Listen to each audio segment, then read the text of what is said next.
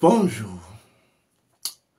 Bien, nous allons poursuivre dans notre Méante Ifa, dans la sagesse africaine et authentique. Je vais vous dire une chose, la connaissance, c'est le plus grand pouvoir. La connaissance, c'est la plus grande richesse. La connaissance, c'est le plus grand héritage que vous pouvez laisser à vos descendants. Celui qui a la connaissance a le pouvoir. Mais celui qui a le pouvoir peut ne pas avoir la connaissance. C'est ça, en fait. Parce que la connaissance, en fait, vous retourne à la force. Or, c'est la force qui porte et qui canalise le pouvoir. Mais si vous avez le pouvoir, sauf sans la connaissance, soit vous êtes sûr et certain que ce pouvoir va vous détruire. Le seul langage que le pouvoir comprend, c'est celle de la force. Oui, c'est celle de la force. Voilà pourquoi les initiés disent que le pouvoir est d'une nature bipolaire. Le pouvoir a une nature lunatique. Et seule la force permet de temporiser le pouvoir et de lui faire adopter une nature juste et permanente. Oui. Après, je vais vous faire une formation sur le pouvoir et les diverses formes de pouvoir. Vous entendez souvent parler, vous entendez souvent les histoires où l'ancien, il avait des choses dans sa chambre de pouvoir et tout. Et lorsqu'il a quitté ce monde, il n'a pas pu léguer ses pouvoirs aux gens. Et du coup, ses pouvoirs ont commencé par détruire sa descendance. Exactement, c'est la même chose.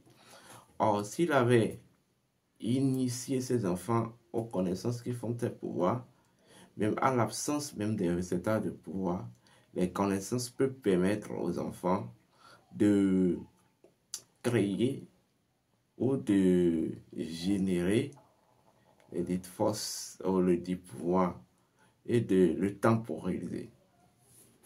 Vous voyez? La force est intemporelle et transversale au moment dont le pouvoir est temporel. Oui. Les limites du pouvoir, c'est le temps. Tout pouvoir est limité par le temps. Or, la force, elle est intemporelle, constante et permanente. Donc, voilà pourquoi dans la Bible des chrétiens, le grand maître Jésus vous disait, courez derrière le royaume des cieux. Le royaume des cieux, c'est la connaissance, c'est la quête de la connaissance. C'est-à-dire, quand on parle du royaume des cieux, il s'agit de la quête de l'esprit. Et la quête de l'esprit, c'est la connaissance du soi. Oui, la connaissance de qui vous êtes. Donc, nous sommes contents, heureux de faire partie de ces consacrés, choisis pour porter le flambeau du partage de la connaissance authentique, spirituelle et authentique dans ce terre du vaisseau. Parce que comme j'ai coutume de vous dire, beaucoup d'avatars ont voulu vivre ce terre et n'ont pas eu la chance. Oui. Donc, avoir la chance ou en fait instruire et accomplir la fonction d'instructeur spirituel à l'aide du vaisseau, c'est une chance, c'est un privilège. Oui. Donc, aujourd'hui, nous allons aborder l'Arcane Kouda Sa Troupoint. Non, Kouda Sa Ka et Troupoint. Et nous allons entrer dans la symbolique et dans la symbologie, c'est-à-dire dans la science associée au métonitaire, afin d'en ressortir les principes premiers et leur relation avec le corps et l'énergie du corps. avant de commencer, je tiens à vous rappeler vos devoirs. Vos devoirs, c'est de liker la vidéo, partager la vidéo, abonnez-vous massivement. Je vous informe que cette émission ou cette vidéo, eh bien oui, vous allez aimer. Bien, le corps humain, en fait, est une masse d'énergie configurée. Et chacun de ces énergies dispose d'un sceau. Et c'est ces sceaux-là qu'on appelle des arcanes ou les dous. Donc, notre corps est une masse énergétique. Notre corps, c'est un courant vibratoire. Parce que vous verrez là, un ensemble d'énergies qui sont en fait configurées dans une ligne d'équilibre précis. Et ça, si vous me comprenez. Voici pourquoi le principe premier, voilà même pourquoi le principe premier du corps, c'est le djed. Le corps, par essence, est un réceptacle d'équilibre. Oui, c'est un réceptacle d'équilibre. Bien, vous avez dans votre corps tous les sceaux associés, tous les sceaux des fragments de l'œil d'Horus. L'œil d'Horus en termes de principe premier qui est en fait le langage des forces de la nature. Donc, votre corps est constitué des sceaux qui configurent le langage des forces de la nature. Votre corps est une résultante de l'activité entre la lumière astrale et la matière astrale. Vous voyez, unifié par ce que je vais appeler le Ka ou l'énergie vitale. Bien. Donc, chaque arcane a sa représentation dans le corps. Chaque arcane a son empreinte énergétique dans votre corps, dans la nature de votre corps et dans la constitution de votre corps. Nous allons commencer par l'arcane Gouda. Oui. Vous allez voir que quand on prend le corps de l'homme et de la femme, l'élément qui constitue même le portail du corps, c'est le pénis ou c'est le sexe. Mais le sexe va représenter en même temps l'énergie active ou passif du corps. Et le pénis, en fait, le 9e arcane qu'est Gouda, dans le corps physique humain, il est symbolisé par l'organe pénien. L'organe pénien qui incarne le principe de la virilité universelle, la capacité des énergies à tenir ou à dégager une autorité naturelle. Vous comprenez? Et quand vous prenez Gouda et vous prenez la manière dont Gouda se trace, vous allez constater que la géométrie de Gouda, c'est 1, 1, 1, 2 en bas. Ce qui représente le pénis érecté, vous voyez, posé sur les deux testicules de bas. Donc les deux traits qui bouclent la géométrie Gouda, cela représente vos deux testicules, les deux canaux d'énergie, qui doivent porter maintenant l'organe central qu'est le pénis. ou l'organe pénien. Vous me comprenez? Dans le corps de la femme, on va parler des deux clitoris. On va parler du clitoris et les deux lèvres qui, en fait, sur laquelle se pose le clitoris. Oui, c'est bien ça. En fait, toutes les choses sont liées. Mais, Gouda, sous d'autres aspects, en fait, le pénis, lorsque les deux canaux d'énergie se fusionnent, en fait, le pénis est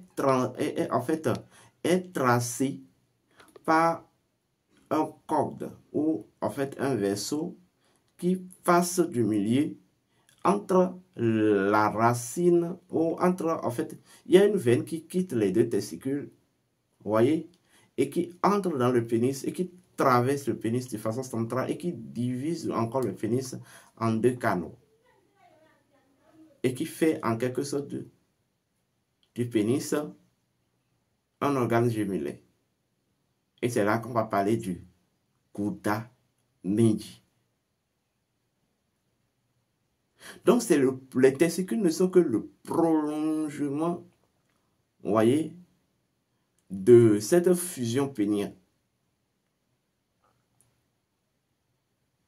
Vous voyez? Bien. Alors, lorsque nous allons du côté de la femme, ou lorsque nous allons au 10e signe, vous avez la canne Sa. La canne Sa. Et ça, dans le corps humain, est représenté par est symbolisé par le vagin de la femme. Oui, le vagin de la femme. Et vous allez constater que dans la géométrie de ça, on trace 2 en haut, 1, 1, 1. Lorsque vous prenez même la forme vaginale, de l'extérieur jusqu'à l'intérieur, ça fait comme une cône droite. Une cône droite, mais qui se dédouble au niveau des ovaires.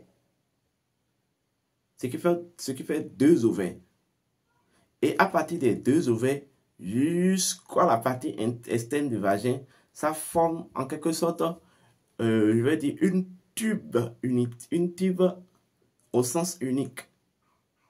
Voilà. Donc, c'est exactement ce que le tracé ça représente. Vous allez constater qu'il y a 2 traits en haut, 1, 1, 1 qui bouclent. Les 2 traits de haut pour représenter les 2 canaux d'énergie chez la femme, les 2 ovaires, et les 1, 1, 1, 1 qui représentent les 3 identités, les 3 attributs identitaires du vagin. Le vagin, premier attribut identitaire du vagin, c'est la mort. Deuxième, c'est la renaissance, c'est la vie. Troisième, c'est tout simplement non. Le premier, c'est la mort. Le deuxième, c'est la renaissance. Et le troisième, c'est la transcendance. Vous voyez? Lorsque nous allons aller encore plus loin, le vagin dispose de 2 grandes natures.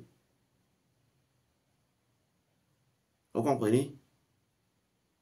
La nature active du vagin et la nature passive du vagin. C'est la nature active du vagin qui fait que le vagin peut saigner par mois, c'est-à-dire le cycle vaginal. Et la nature passive du vagin, en fait, c'est elle qui porte toutes les fonctions et entités, vous voyez, qui sont au cœur de l'énergie vaginale. Donc, lorsque le vagin se fait cadrer maintenant, le vagin, dans sa position F, se fait cadrer par maintenant 2 piliers, qu'on va appeler les 2 pieds. ou vos deux pieds, ou les deux jambes. C'est ça qui va faire de la canne ça, Meji. C'est-à-dire le principe de la fertilité universelle.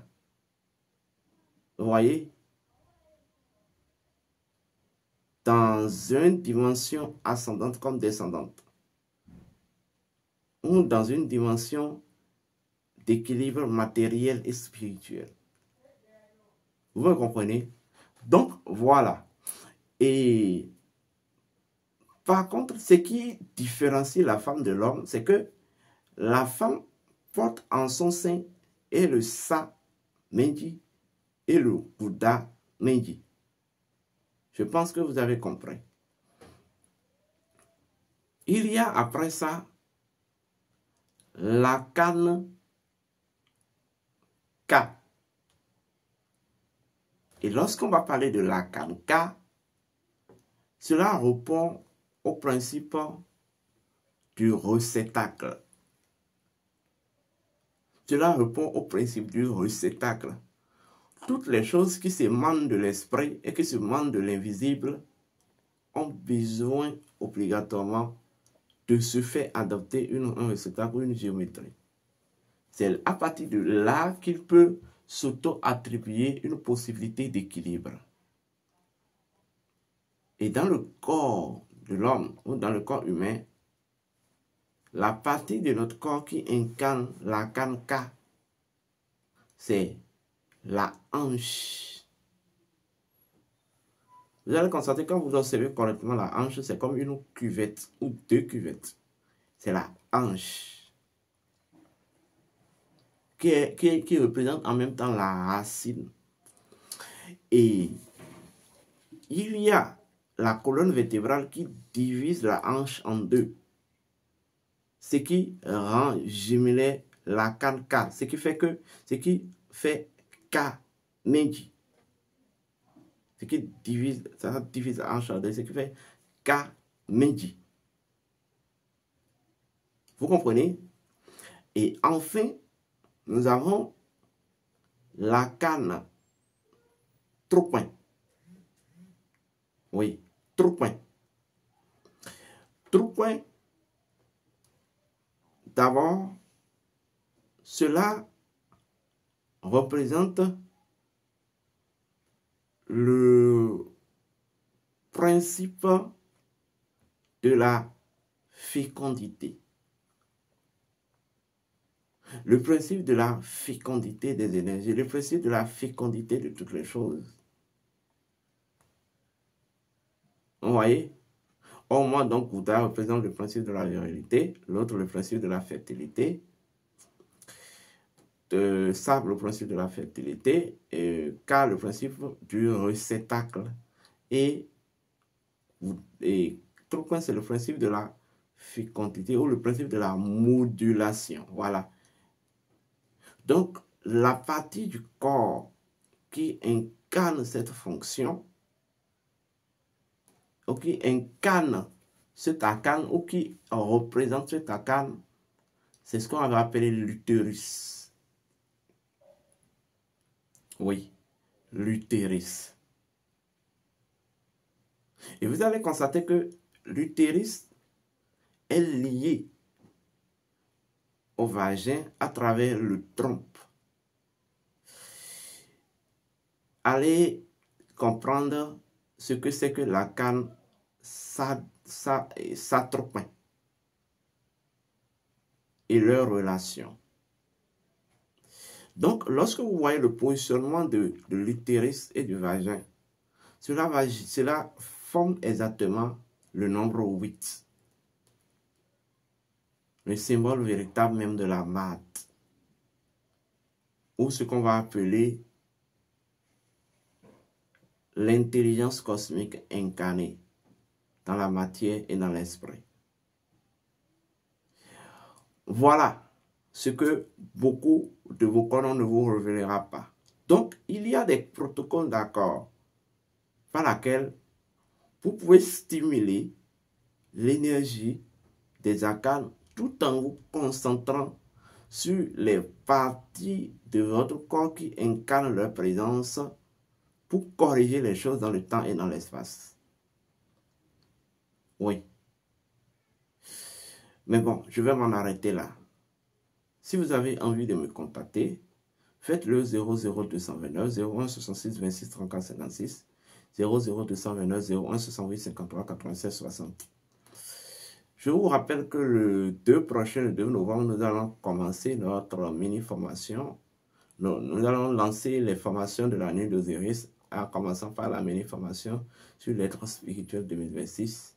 Au cours de ce séminaire, au cours de cette mini-formation, vous allez connaître, découvrir le principe premier de 2025-2026, les lois fonctionnelles et ses plans de manifestation, tout ce qui va se dérouler en 2026. Vous allez découvrir le nom secret de 2026, son code. Et enfin, nous allons faire le rituel du voyage d'Osiris. Ceux qui ne se sont pas encore inscrits, inscrivez-vous d'ici, dès maintenant, massivement. D'ici là, portez-vous bien et que les bénédictions soient.